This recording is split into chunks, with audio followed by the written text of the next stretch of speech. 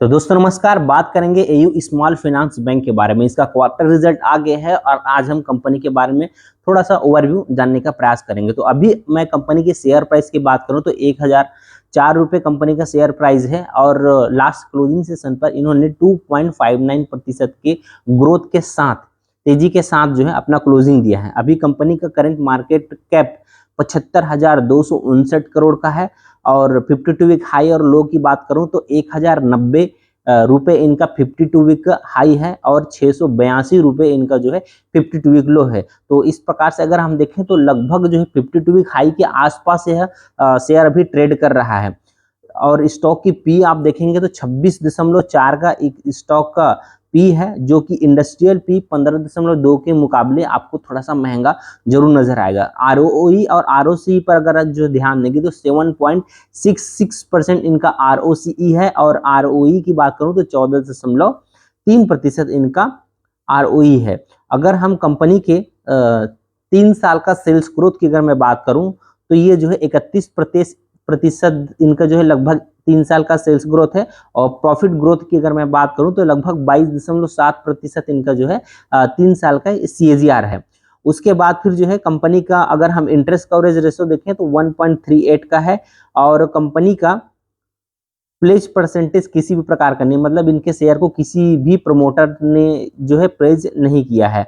अब जो है बात करते हैं कंपनी के क्वार्टर रिजल्ट के बारे में कि किस प्रकार से इनका जो है क्वार्टर रिजल्ट रहा, उस पर जो है ध्यान देते हैं। तो अगर मैं रेवेन्यू की बात करूं, जो रेवेन्यू ग्रोथ जो हुआ है वो पिछले साल का अगर मैं जून क्वार्टर देखूंगा तो 4,378 करोड़ रुपए का था, जो कि अभी बढ़ करके हो गया है 5,303 करोड़ रुपए। तो साल दर साल आपको बहुत ही बेहतरीन तरीके से ग्रोथ आपको नजर आएगा। लेकिन पिछले क्वार्टर के मुकाबले अगर मैं देखूंगा तो पिछले क्वार्टर में 5,019 करोड़ था और जो अभी बढ़ करके कितना हुआ है 5,303 करोड़ हुआ है इनका रेवेन्यू जो है। अब मैं कंपनी का टोटल नेट प्रॉफिट के ऊपर मैं सीधा बात करता हूं।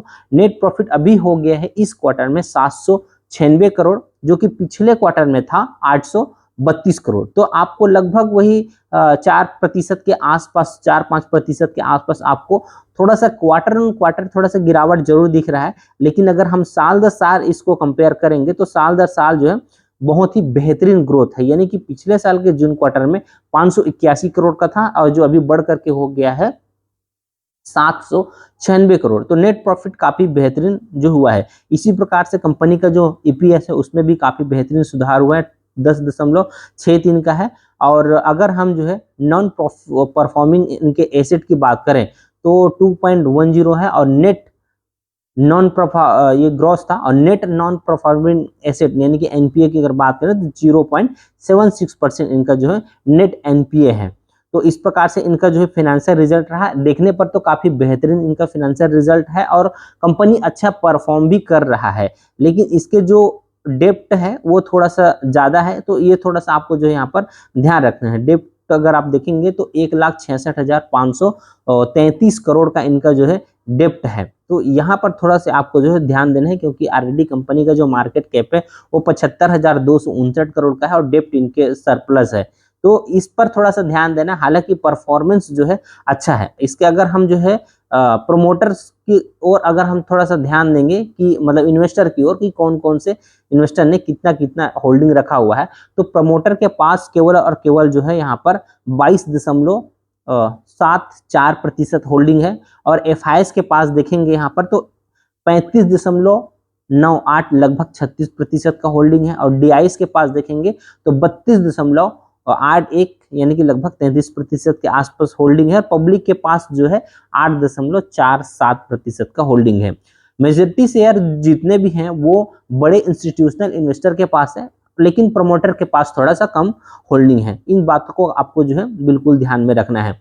तो मेरे ख्याल से वीडियो समझ में आया होगा और आपको जो है डिसीजन खुद लेना है अपने स्टडी के अनुसार कि इसमें इन्वेस्ट करना चाहिए कि नहीं करना चाहिए। इस कंपनी के रिजल्ट के बारे में क्या ख्याल है आप मुझे कमेंट बॉक्स में कमेंट करके जरूर बताइएगा। वैसे कंपनी 52 वीक हाई के आसपास ट्रेड कर रहा है, तो जो भी ट्रेड ले बिल्कुल सोच समझ करके ले।